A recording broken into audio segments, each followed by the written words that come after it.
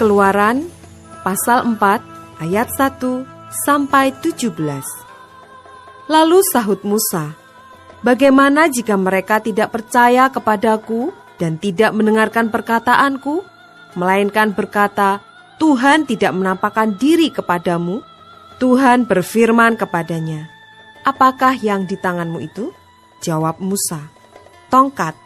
Firman Tuhan, "Lemparkanlah itu ke tanah." Dan ketika dilemparkannya ke tanah, maka tongkat itu menjadi ular, sehingga Musa lari meninggalkannya. Tetapi firman Tuhan kepada Musa, "Ulurkanlah tanganmu dan peganglah ekornya." Musa mengulurkan tangannya, ditangkapnya ular itu, lalu menjadi tongkat di tangannya. Supaya mereka percaya bahwa Tuhan, Allah nenek moyang mereka, Allah Abraham, Allah Ishak dan Allah Yakub telah menampakkan diri kepadamu. Lagi firman Tuhan kepadanya, "Masukkanlah tanganmu ke dalam bajumu." Dimasukkannya tangannya ke dalam bajunya, dan setelah ditariknya keluar, maka tangannya kena kusta, putih seperti salju. Sesudah itu firman-Nya, "Masukkanlah tanganmu kembali ke dalam bajumu." Musa memasukkan tangannya kembali ke dalam bajunya, dan setelah ditariknya keluar, maka tangan itu pulih kembali seperti seluruh badannya. Jika mereka tidak percaya kepadamu dan tidak mengindahkan tanda mujizat yang pertama, maka mereka akan percaya kepada tanda mujizat yang kedua. Dan jika mereka tidak juga percaya kepada kedua tanda mujizat ini dan tidak mendengarkan perkataanmu, maka engkau harus mengambil air dari sungai Nil dan harus kau curahkan di tanah yang kering, lalu air yang kau ambil itu akan menjadi darah di tanah yang kering itu. Lalu kata Musa kepada Tuhan, "Ah Tuhan, aku ini tidak pandai bicara, dahulu pun tidak dan sejak engkau berfirman kepada hamba-Mu pun tidak, sebab aku berat mulut dan berat lidah."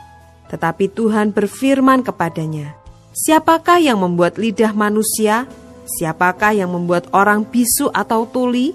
Membuat orang melihat atau buta? Bukankah aku, yakni Tuhan? Oleh sebab itu pergilah, aku akan menyertai lidahmu dan mengajar engkau apa yang harus kau katakan." Tetapi Musa berkata, "Ah Tuhan, utuslah kiranya siapa saja yang patut kau utus." Maka bangkitlah murka Tuhan terhadap Musa, dan ia berfirman, "Bukankah di situ Harun, orang Lewi itu kakakmu? Aku tahu bahwa ia pandai bicara. Lagi pula ia telah berangkat menjumpai engkau, dan apabila ia melihat engkau, ia akan bersuka cita dalam hatinya. Maka engkau harus berbicara kepadanya dan menaruh perkataan itu ke dalam mulutnya. Aku akan menyertai lidahmu dan lidahnya, dan mengajarkan kepada kamu apa yang harus kamu lakukan. Ia harus berbicara bagimu kepada bangsa itu. Dengan demikian, ia akan menjadi penyambung lidahmu, dan engkau akan menjadi seperti Allah baginya. Dan bawalah tongkat ini di tanganmu, yang harus kau pakai untuk membuat tanda-tanda mujizat."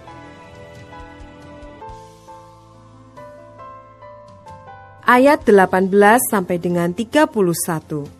Musa kembali ke Mesir. Lalu Musa kembali kepada mertuanya Yitro serta berkata kepadanya, "Izinkanlah kiranya aku kembali kepada saudara-saudaraku yang ada di Mesir untuk melihat apakah mereka masih hidup." Yitro berkata kepada Musa, "Pergilah dengan selamat.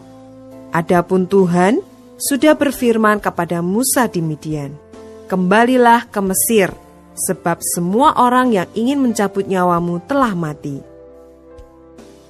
Kemudian Musa mengajak istri dan anak-anaknya lelaki, lalu menaikkan mereka ke atas keledai, dan ia kembali ke tanah Mesir, dan tongkat Allah itu dipegangnya di tangannya.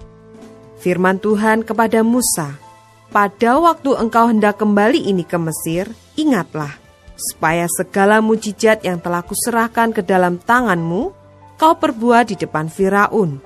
Tetapi aku akan mengeraskan hatinya, sehingga ia tidak membiarkan bangsa itu pergi.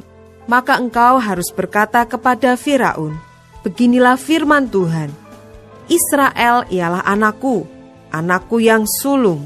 Sebab itu aku berfirman kepadamu, biarkanlah anakku itu pergi, supaya ia beribadah kepadaku. Tetapi jika engkau menolak membiarkannya pergi, maka aku akan membunuh anakmu, anakmu yang sulung. Tetapi di tengah jalan, di suatu tempat bermalam, Tuhan bertemu dengan Musa dan berikhtiar untuk membunuhnya. Lalu Zipora mengambil pisau batu, dipotongnya kulit katan anaknya, kemudian disentuhnya dengan kulit itu kaki Musa sambil berkata, sesungguhnya engkau pengantin darah bagiku.